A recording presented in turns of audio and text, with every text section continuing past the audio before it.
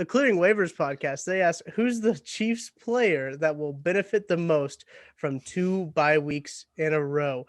Before we started this podcast, Connor said he has a good answer for this one, so I'm curious to what he has to say. I ignoring the injury stuff, because we all know injuries, they need time to heal, whatever. I actually think the player that well, I mean, like the obvious answer is of course a player that's dealing with an injury that needs to recover. But I would say, ignoring injuries, I think it's actually Patrick Mahomes. That tape from the Atlanta game was terrible. He looked terrible a lot of the time, and sometimes it was the interior offensive line that forced him to bad throws, throwaways, whatever. But that interception was the worst decision I've ever seen him make. It was, everything about that play was wrong and hard to watch.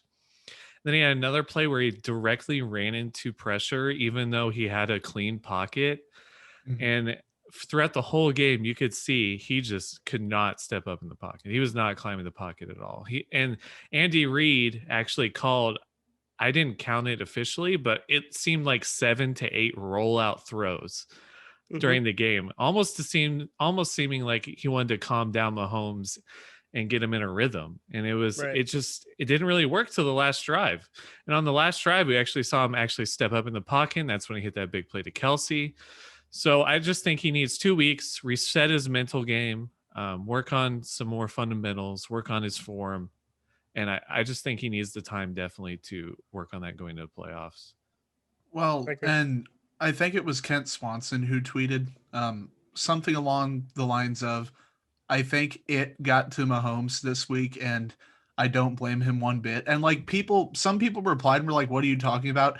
We knew what it meant. Like, it was the offensive line. It was being under a lot of pressure all game. It was not trusting them. It was a bunch of injuries. It was dropped passes. It was a perfect storm of things going wrong. The guy's only 25. Like, a lot of young quarterbacks will have entire bad seasons because of stuff like this. And Mahomes looked human on Sunday, and that's okay. He is a human quarterback, whether we want to say that or not. But Jordan, his stat line was actually pretty good. Why are you saying that? I know, and 40 total touchdowns this season. So clearly he hasn't had any bad moments or bad games. I don't know how outlandish I can be here, but yeah. I mean, anytime you throw over 200 yards and a couple touchdowns, you're not having a bad game, no matter what. Zero. I'm actually getting so tired of seeing that argument. I know you're not making, you're being sarcastic. Well, maybe he's bored. Maybe he's bored, Connor. Are you tired of that argument too? I don't know. I don't know if I buy into bored. I think I buy into they're not 100% focused in these games. Yes. Yeah. No, I buy into that. Some plays, it just seems like they're taking like a mental lap or something. I don't know what's happening. But they're just making dumb plays that you would think they wouldn't even make, even for them, even considering how they can't always play up to par. But they're not bored. It doesn't make any sense. They want to play football. Why would they be bored? It's like the Golden State Warriors. That's what it reminds me of. Like when they had Steph, Clay, KD, Draymond, and like all the guys were just...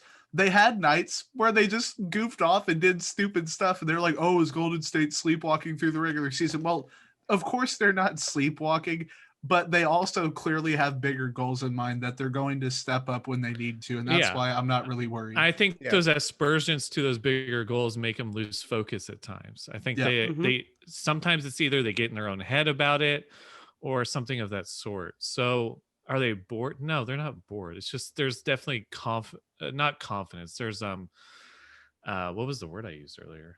Completely forgot it. It's a je ne sais quoi.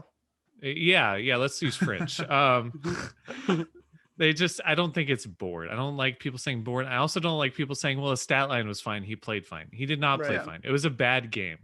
PFF had him rated as 44 for this game, his second worst game of the year. The Patriots game was worse, but I at least watched the tape for this one twice. I watched the condensed and then I watched all 22, and it was bad.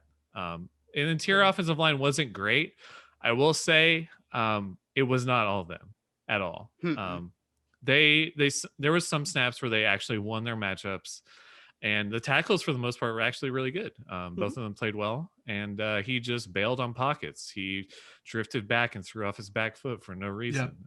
He was out of rhythm. He was all of his out of the sidearm throws falling to his right. None of them hit. So it's fine that it happened in week 17 against Atlanta in a meaningless game. A word of warning is, if this happens in a playoff game, I don't know if the Chiefs beat the Bills.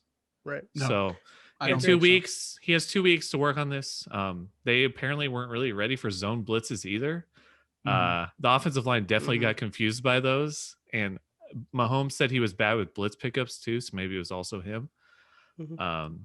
But it was just a weird game, and he definitely didn't play well. So I think everybody on offense just needs the 2 weeks, refresh their mental game, refresh themselves for the playoffs.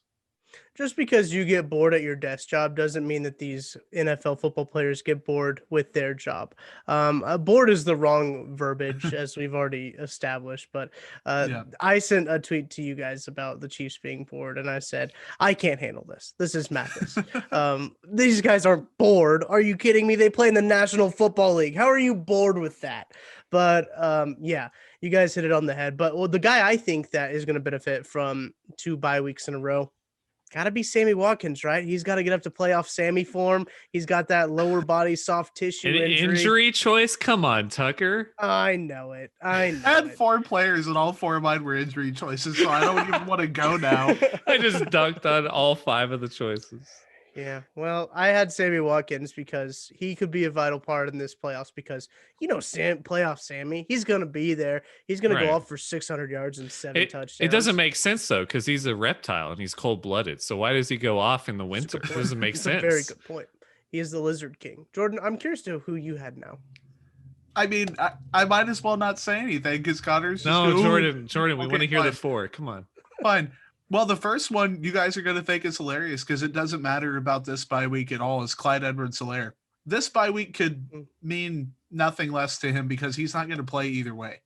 Like, that one didn't matter in the regular season. Right. That's true. So that one having I was thinking the bye week in the playoff definitely mattered. That one will help because they haven't said a ton about that injury, which, I mean, it's a high ankle sprain to strained hip. That kind of explains itself. I also have Fisher and Remmers. I think that anytime you have a back problem that's bothering you, you can take some time off. That will help. And then I have Tyreek Hill, not because it's something that is bothering him a lot. I forgot Sammy Watkins was even hurt, so I guess you could sub him out for Hill. But I think if Tyreek could just chill out for a couple weeks, I think that'll help out as well. Yeah, that hamstring has been bothering him for a little bit. And, whatever. With soft tissue injuries, the best thing you can do with them is rest. And they've got a lot of guys dealing with soft tissue injuries. Now, if you go to the defensive side of the ball, Ben Neiman's dealing with a hamstring issue. That's soft tissue. But you look at Damian Wilson, he's got a knee contusion or a big old bone bruise. What was Anthony Hitchens' injury too? COVID. Oh, it was. Yeah, what was his injury? He's got the COVID. Well, Ben Neiman can take as long as he needs to get up to health, so we can. Yeah, that's enough of that. That's all I'm gonna say. Yep. I think you guys know where we're heading. We don't need to go down that road. I hope him a recovery. Not speedy, a recovery. Oh my gosh! Okay, we need to get out of here while we can. I said I hope he recovers, 100% healthy. He doesn't care how long it takes. He just hopes that he recovers. I want him to be 100% before he comes back. That's a great point, Connor. I think he needs to be 100% before he touches the field again.